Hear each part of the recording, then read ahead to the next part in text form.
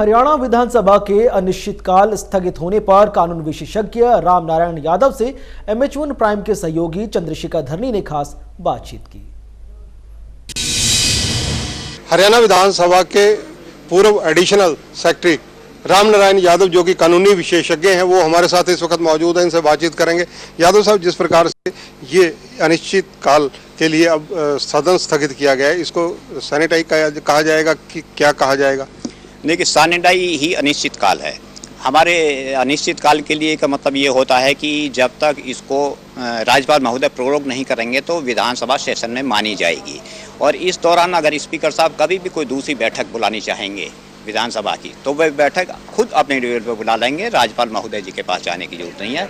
अनिश्चितकालीन का मतलब ये है कि अनिश्चित काल तक। सैनिटाइज के बाद अब जब अगली मीटिंग का कोई समय निर्धारित नहीं है कि 10 दिन बाद, 11 दिन बाद, 21 दिन बाद, जैसे कि राजस्थान में हुआ 14 अगस्त को उन्होंने 21 दिन के लिए स्थगित की, तो इसको किस रूप में देखा जाए?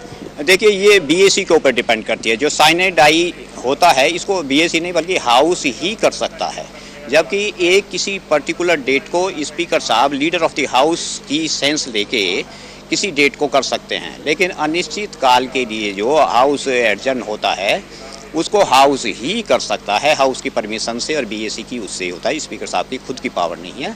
और इस दौरान की विशेषता ही ये है कि राज्यपाल महोदय जब तक प्रोरोग नहीं करेंगे, स्पीकर साहब कभी भी बैठक बुला सकते हैं। बिल देरी से आने की बात सुनने को मिल रही है, ये प्रथा क्यों है और इसके कारण क्या मानते हैं? देखिए, संसदीय प्रणाली हमारी विशेष, हमारा काम विधेयक बनाना था और है, लेकिन आजकल की व्यवस्था में हमारा मल्टी फंक्शनल काम हो गया है मेंबर्स का। लेकिन उसमें भी विधेयक सबसे पहला, अगर विधेयक बनाने के लिए सदस्यों को समय पर विधेयक नहीं मिलेंगे तो वो किस तरह उसकी तैयारी करेंगे। ये शिकायत काफ़ी दिनों से पहले भी चलती आ रही है और अब भी चल रही है। हमारे रूलों में इसका 15 दिन पहले विधानसभा में गवर्नमेंट से नोटिस आने का प्रोविज़न है, जबकि ये नोटिस 1, 2, 3, 4 दिन पहले ही आते हैं। और मैंने तो यहाँ तक भी देखा है कि सदन का सत्र चलता रहता है और प्रतीक्षा करते रहते बिल आते हैं। अच्छी है, खैर वो गवर्नमेंट का कोई जरूरी काम है तो पास हो, लेकिन 15 दिन के नोटिस से आना चाहिए। सदस्यों को तैयारी करने का पूरा मौका मिलना चाहिए। जिस प्रकार से ये कहा जाता है कि ये सदन अनिश्चित काल के लिए स्थगित है, एक तो ये तर्क दिया जाता है, दूसरा ये होता है कि इसको बिल्कुल सत्रावसान कर दिया गया। इन दोनों में क्या फ़र्क है? सैनिटाइज तो ऐसी होती है कि जब हाउस देखता है कि अब हमारा पूरा काम ख़त्म हो गया है तो वो सैनिटाइज ख़त्म करते हैं, यानी कि अनिश्चित काल के लिए ख़त्म कर देते हैं, किसी पर्टिकुलर डेट के लिए नहीं किया।